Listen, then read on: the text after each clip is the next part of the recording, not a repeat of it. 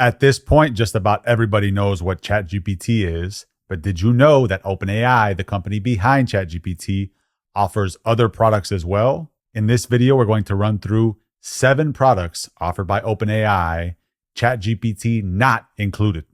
I'm leveraging my personal experience over the past few weeks in the making of this video. So for those who hate OpenAI for whatever reason, in the name of cranking out content every day, I apologize in advance.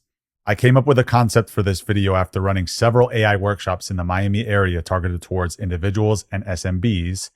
And while this information is likely nothing new to those who are deep in the AI technosphere, just know that for the general populace, most of this information is probably brand freaking new. Product number 1, the OpenAI Platform. OpenAI has many AIs, or AI models as they're so called, in its ecosystem. And when you're using ChatGPT, what's happening is you're going through the ChatGPT interface to talk to these AI systems. What the OpenAI Platform allows you to do is build your own interface or your own application and connect it directly to these AI systems. Or what you can do is take an application that you already use and through some configuration steps, connect it directly to these AIs as well. So in a nutshell, that's what the OpenAI Platform allows you to do. It allows you to talk directly to these AI systems. One of the ways that I use the OpenAI Platform in my day-to-day is for generating marketing copy for my social media accounts. Here is a make.com scenario or automation that uses the OpenAI Platform and an API integration with LinkedIn. First, I send a prompt to the OpenAI Platform. And in this case, GPT-4o is going to generate some marketing copy for me. When I receive that marketing copy, I then deliver it to the LinkedIn API and it gets posted on my LinkedIn account. When I run this, you can see that everything worked. And if we come over to my LinkedIn account, here is the generated copy. Product number 2, Sora. Sora is a text to video generator. And yes, while the visuals you're seeing here are amazing, in practice, I find this tool extremely frustrating to use. I tested Sora a few weeks back in order to make a music video for a song I produced, and here are my results.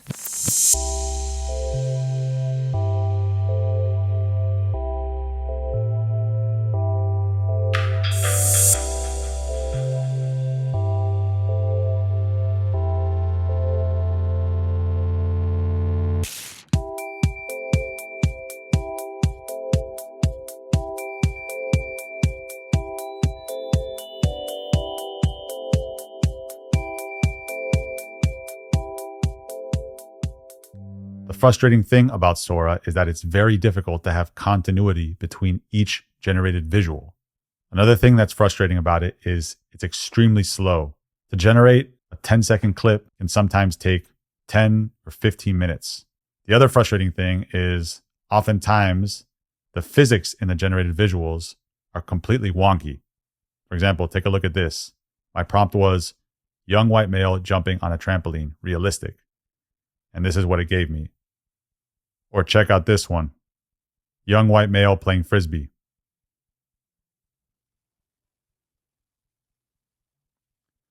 Product number 3, the Responses API, formerly known as the Assistance API. The Responses API is a rebranding of the Assistance API.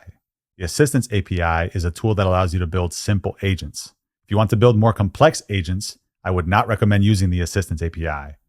For those who don't know what an agent is a way that you can combine various AI software components in order to emulate or simulate some intelligent or pseudo-intelligent entity. At the time of recording, you'll often see agents used for replacing customer service professionals at companies, used for replacing software engineers at companies, used for replacing social media marketers at companies, used for replacing virtual assistants at companies. They're being used in a wide variety of use cases. If you want to build a simple agent, it's definitely super easy. All you have to do is give your agent a name. Here's where you provide the prompt that specifies the character or persona of the agent. You can think of this as like the brain of the agent.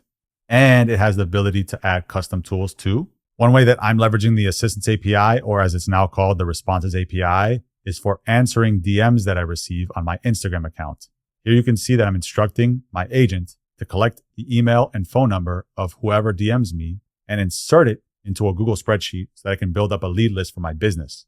Product number 4, Operator. Operator is a special type of agent known as a computer use agent. A computer use agent is exactly what it sounds like. It's an agent that can control a computer. While these agents are very powerful and are definitely going to be applied to many use cases, I find them to be too powerful. The use cases that I see these agents applied to typically involve you giving them access to your accounts, access to your hard drive, and at times access to your network. So from a data privacy, data protection, and cybersecurity standpoint, they're horrible, terrible, trash, garbage. Imagining a world where computer use agents achieve widespread adoption, this would mean we would be living in a world where, as if this wasn't easy enough already, AIs could easily delete our personal data, sometimes without us even knowing, easily tamper with our personal data, sometimes without us even knowing. And if we want to take this to dystopian extremes, AIs could even lock us out of our accounts or even easily kill us. So, in the name of what is right, we are not going to be touching or demoing this technology. I do have some videos on the channel if you want to check out computer use agents in action and understand how they work. You should explore this technology. You should enjoy this technology, but please be careful when you're applying it. Product number 5, the Realtime API. Put simply, the Realtime API allows you to interact with AIs powered by OpenAI via a WebSockets connection. What does this mean for the non-technical folks? So, I don't know if you've noticed, but when you interact with ChatGPT, you take turns. You provide your prompter input, the AI generates its output, the output gets returned to you, and it's your turn again. You can provide another prompter input if you like, the AI generates its output, the output gets returned to you, etc. You see how you take turns? At any point in time, the flow of information in this style of interaction is only flowing in one way. A WebSockets connection is bidirectional. At any point in time, information can flow in both directions. What is this useful for? So let's say that you wanted to have a voice conversation with some AI. A WebSockets connection is going to be more appropriate because in natural conversation, you have this thing called interrupts. And a lot of time, there'll be external stimulus that's going to change what's being said mid-sentence. Now that you understand what the Realtime API is and does, let's do a quick demo. Hello. Hey there. How's it going? What's on your mind today? I'd like some scrambled eggs, avocado, red peppers. That sounds like delicious. I changed my mind. Sure thing. What are you in the mood for now? I'd like eggs Benedict with French toast. Great choice. Stop talking. Got it. Stop no talking. more food talk. Stop talking. Sure thing. Don't respond. What would you... Don't respond. Don't say anything. Understood. I'll be quiet now. Don't respond. Don't say anything. Do not respond. Don't say anything. Please don't say anything. Absolutely. I'll stay silent.